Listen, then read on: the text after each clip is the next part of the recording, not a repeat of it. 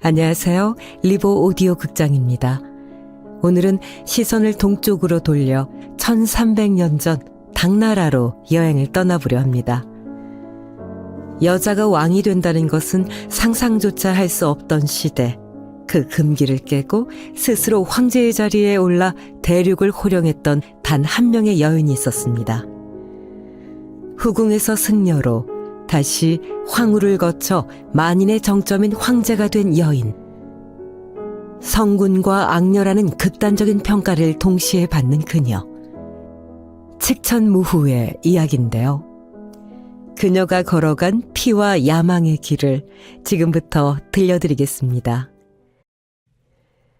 서기 637년 당태종 이세민은 전국에서 재색을 겸비한 여인을 뽑으라고 명을 내립니다. 이때 지방 관료의 딸이었던 14살의 무조가 선발되죠. 궁에 들어온 수많은 소녀 중 무조는 단연 돋보였습니다.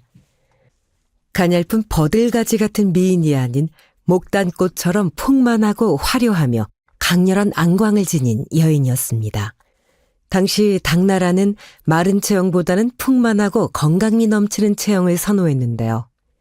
오늘날 추정해 볼 수 있는 무조의 용모는 너른 이마에 네모진 턱, 튼튼한 골격, 강인한 이미지, 시원시원한 여걸의 용모라고 하죠. 수많은 후궁이 황제의 위엄 앞에 고개를 숙이고 눈길을 피할 때 오직 무조만이 고개를 빳빳이 들고 태종의 눈을 정면으로 응시했습니다. 태종은 그 대담하고도 매혹적인 눈빛에 사로잡혀 그 자리에서 그녀에게 아름답고 요염하다는 뜻의 몸이라는 이름을 직접 하사합니다. 하지만 성격이 대담하고 터프한 호걸 스타일이라서 태종은 무조를 후궁으로 맞아들였지만 그렇게 가까이 하지는 않았다고 합니다. 천하를 호령하던 당태종 이세민도 흐르는 세월은 이기지 못했습니다. 고구려 원정 실패로 인한 정신적 충격과 깊은 병환에 시달리다 결국 역대 제왕들이 빠졌던 치명적인 유혹에 손을 댑니다. 인도에서 온 승려가 만들었다는 불로장생의 약이었는데요. 사실 이 약의 정체는 수은과 납 등 중금속이 가득한 독약이나 다름없었습니다. 수은이나 비소를 소량 섭취하면 일시적으로 얼굴이 붉어지고 몸에 열이 나며 기운이 솟는 듯한 착각을 일으킵니다. 그래서 몸이 젊어지는 신호를 믿고 더 많이, 더 자주 복용하게 되는 것이죠. 그러나 먹을수록 몸은 더 빠르게 망가져갔고 결국 52의 나이에 중독 증세로 숨을 거둡니다. 태종이 병석에 누워 죽음을 기다리던 그 시간, 병수발을 들던 태자와 황제를 보살피던 후궁 무미랑이 있었습니다. 기름 등잔불이 가물거리는 적막한 침전에서 두 사람의 시선이 마주쳤습니다. 태자는 무미랑의 미모와 당당함에 반해 넋을 잃고 쳐다봤으며 무미랑 역시 자신을 바라보는 젊은 태자의 시선을 피하지 않았습니다. 유약한 성격의 태자는 당당하고 지혜로운 무미랑에게 의지하고 싶어 했고 무미랑은 태종이 죽으면 자신도 버려질 것을 알고 있었습니다. 그래서 도박을 걸었습니다. 아버지의 병실에서 아들인 태자의 마음을 사로잡은 것이죠. 두 사람은 태종이 잠든 침전의 병풍 뒤나 어두운 복도에서 짧은 대화를 나누며 서로의 마음을 확인했습니다. 아버지가 죽어가는 엄숙한 공간이 두 사람에게는 짜릿한 미래의 장소가 된 셈입니다. 태종이 세상을 떠나자 결국 자식이 없던 후궁들은 관례에 따라 머리를 깎고 비구니가 되어 절로 들어가야 했습니다. 화려한 궁궐에서 거친 승복으로 갈아입고 평생 절간에서 늙어갈 운명이었지만 그녀는 태자의 마지막 약속을 잊지 않고 있었습니다. 반드시 다시 데리러 오겠다는 그 한마디를 말이죠. 태자에서 새로운 황제로 등극한 고종은 태종이 세상을 떠난 지 1년째 되던 날 아버지의 명복을 빌기 위해 절을 찾았습니다. 머리를 깎고 승복을 입은 채 불상 앞에 엎드린 여인들 사이에서 고종의 시선은 단 한 사람에게 멈췄습니다. 바로 그가 오매불망 그리워하던 무미랑이었죠. 차가운 절간의 바닥에서 제외한 두 사람. 무미랑은 말 한마디 없이 소리 죽여 눈물을 흘렸고 유약한 성정의 고종은 그 모습에 가슴이 미어지는 듯한 통증을 느꼈습니다. 무미랑을 당장이라도 궁으로 데려가고 싶었지만 아무리 황제라도 아버지의 여자를 궁으로 들이는 것은 위험천만한 일이었습니다. 이때 예상치 못한 뜻밖의 조력자가 나타납니다. 바로 고종의 정비인 왕황후였죠. 당시 왕황후는 고종의 총애를 독차지하고 있던 후궁 소숙비 때문에 골머리를 앓고 있었습니다. 황후는 어리석게도 독을 독으로 잡겠다는 위험한 도박을 선택합니다. 소숙비를 견제하기 위해 황제가 그리워하는 무미랑을 이용하기로 한 것이죠. 황후는 직접 고종에게 무미랑을 궁으로 불러들이라고 권유하여 기원전 651년 무미랑은 마침내 승복을 벗고 다시 화려한 비단옷을 입게 됩니다.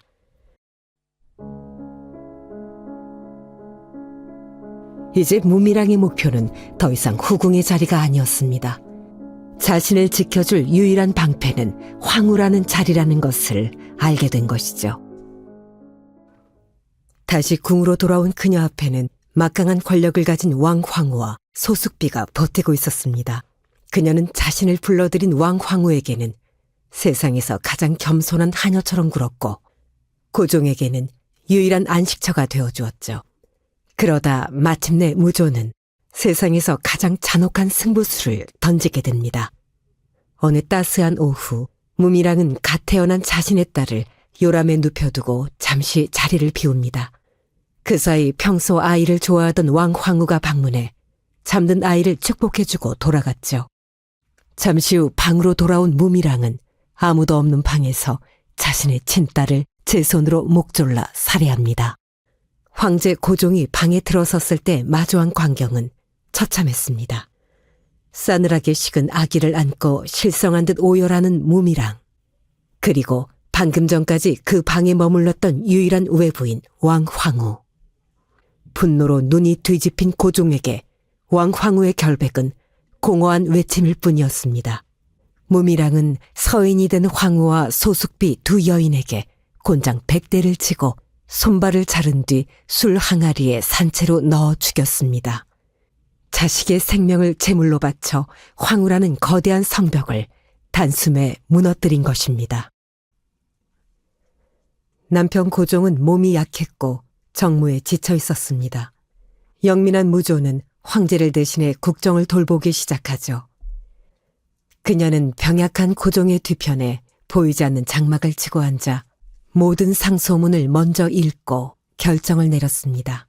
조정의 신하들은 황제의 목소리가 아닌 장막 너머에서 들려오는 여인의 낮은 음성에 복종해야 했죠. 이제 조정에서는 2명의 왕이 통치한다는 말이 돌았습니다. 그녀는 이미 황제라는 이름만 없을 뿐 대륙의 주인이었습니다. 고종이 죽고 그녀의 아들들이 차례로 황제가 되었지만 무조는 만족할 수 없었습니다. 자신의 뜻을 거스리는 아들은 가차없이 폐위시키거나 죽음으로 몰아넣었죠.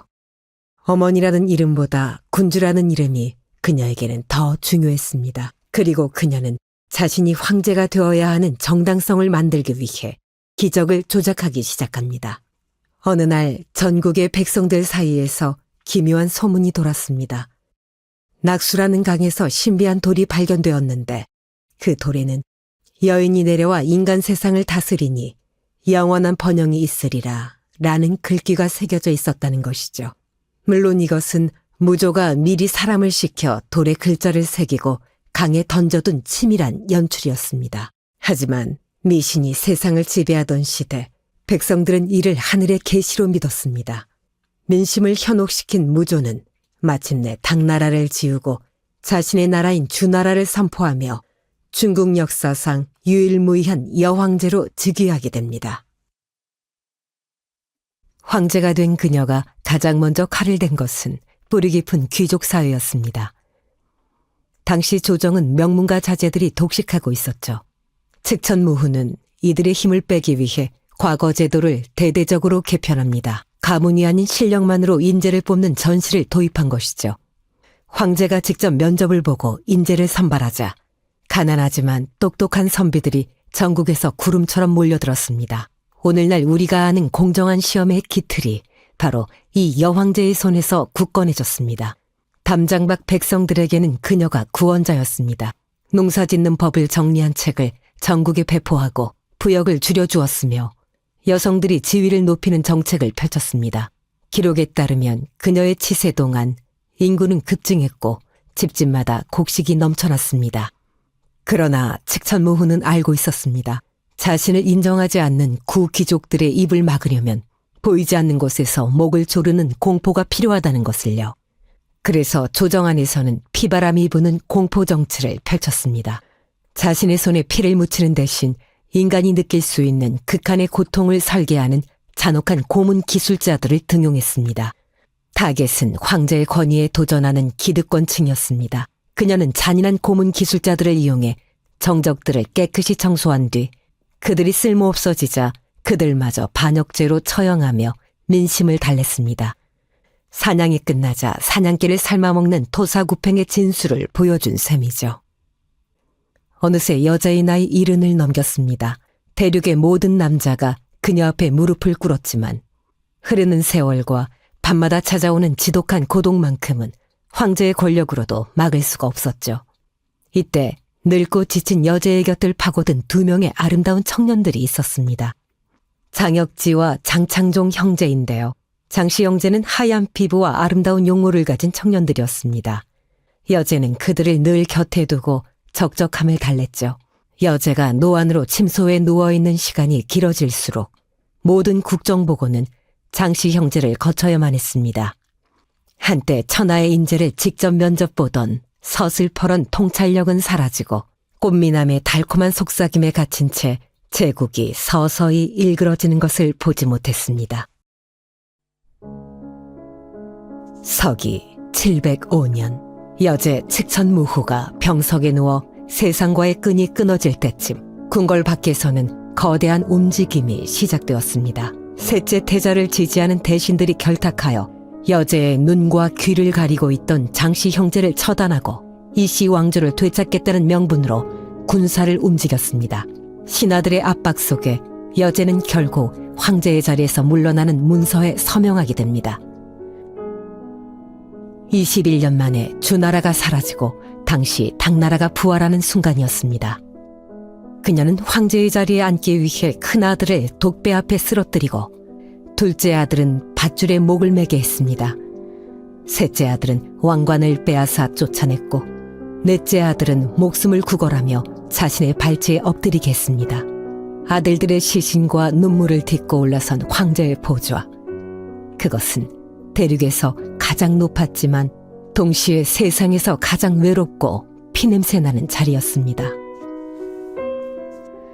황제의 자리에서 내려오고 난 10개월 뒤 칙천무후는 상양궁의 쓸쓸한 침전에서 82의 일기로 생을 마감합니다. 그녀의 마지막 유언은 모두를 놀라게 했습니다. 황제가 아닌 당나라 고종의 황후로서 남편 곁에 묻어달라는 것이었죠. 평생을 여황제로 살기 위해 자식까지 죽였던 그녀가 죽음 앞에서는 한 남자의 아내이자 제국의 며느리로 돌아가길 선택한 것입니다. 그리고 그녀의 무덤인 건능 앞에는 거대한 비석 하나가 세워졌습니다. 하지만 그 비석에는 단 한 글자도 새겨지지 않았습니다. 이름도 업적도 죄과도 없는 무자비. 자신이 저지른 피해 역사와 자신이 일구어낸 태평성대. 그 극단적인 두 얼굴을 후대의 붓끝에 맡기겠다는 마지막 오만함이자 지혜였을까요? 중국 유일의 여황제 칙천무후의 이야기는 여기서 끝났습니다. 그녀는 과연 악녀였을까요? 성군이었을까요? 혹은 그저 살아남기 위해 괴물이 되어야 했던 한 여인이었을까요? 거대한 비석의 빈 공간처럼 그녀에 대한 평가는 이제 여러분의 마음속에 남겨두겠습니다. 지금까지 함께해 주신 여러분, 편안한 밤 되십시오.